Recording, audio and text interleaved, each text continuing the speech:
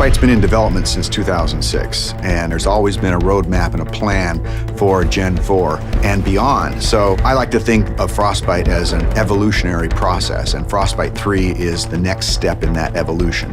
Frostbite 3 is a really powerful tool set. A gamer is going to experience a much more authentic, believable, and realistic-looking game.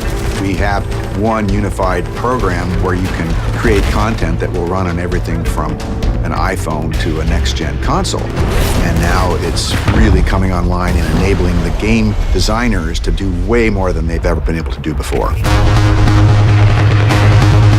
We spend significant effort on creating more dynamic and living environments. Before, they would have to go to a lot of work to make a tree feel like it swayed in the wind. Now we give them the tools to create the tree, and we let the game engine control how the wind affects that tree. Frostbite allows everything to work together. The waves on the beach, the wind blowing the whitecaps, even the clouds overhead all move consistently with the forces of nature. You might see an explosion go off, you'll see the trees nearby shake from the explosion. It's sort of subtle, but it creates this sense of seamless reality. So the large world coupled with a lot of people running around interacting with you really pays off in Battlefield 4. Destruction has always been a core feature of the Frostbite engine. It's the evolution of the way the environment is impacted by gameplay. Everything from the smallest spark colliding, but also gigantic chunks of debris that crumble when they impact the ground. The guys on Battlefield 4 have been working on something called Levolution. Levolution is really about the concept how you can drastically change a multiplayer map into something different. It could be anything from a big building collapsing or to a dam breaking or anything really big game changer to the level.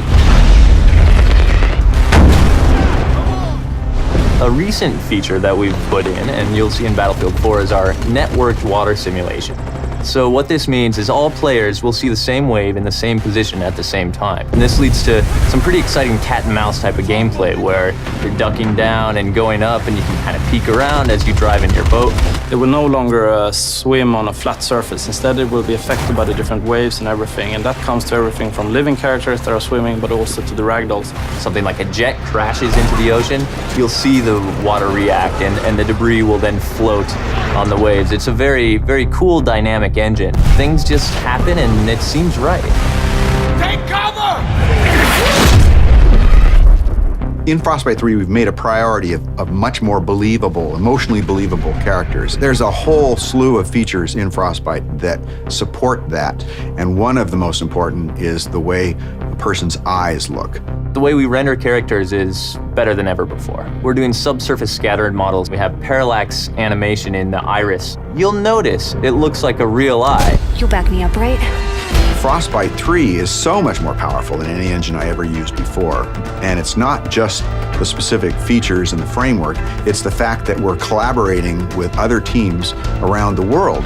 In the past, before we had the Frostbite team, we were building a new engine every time and we were kind of stumbling constantly. Now, to have the team here to focus on new releases with new goodies means that we as a team can focus on the creative side to deliver better games, better experiences. Today it's used by a lot of different genres, so everything from racing games to real-time strategy games and RPGs. So in Battlefield 4, when the building collapses, the dust starts expanding, the debris is falling, the sparks are flying, the boats are ramping off of waves, all of this is because of Frostbite 3.